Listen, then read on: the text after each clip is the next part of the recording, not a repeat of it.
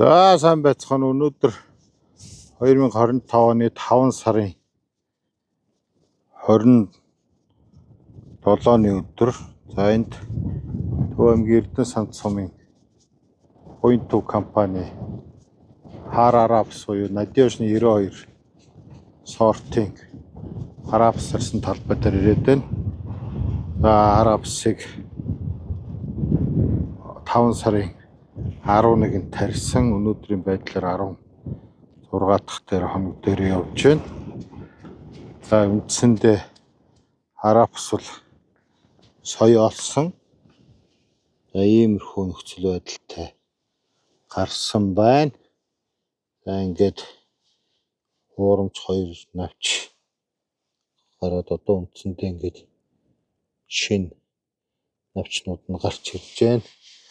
За энэтэй бас за энэ Харапснууд маань ер нь жигдхэн гарч ирсэн байна. За та нар хажуугаар нь харж байгаа бох энэ зөөл нэлээд гарч ирж байна. За энэ гагийн норм 2 сая ширхэг буюу килограммаар ярил 9.2 кг гад орсон. За энэ ингээд үр хариуцлал бол одоо Garancil Ultra гэдэг 3 бодистой.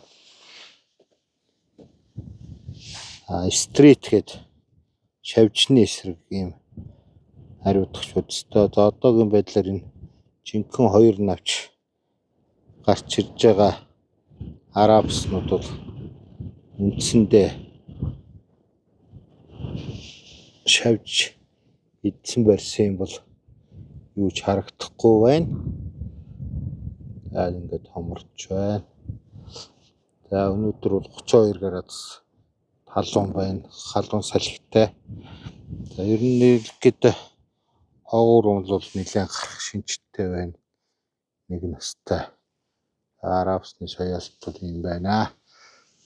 За энэ тарихын өмнө Америкийн селитр 80 кг. Тэгээд 10-26 гэл үртэй 60 хэлээр хийсэн. Ийм талбай байна. За тэгээд та бүхэн дараа нь явцыг танилцуулах болно.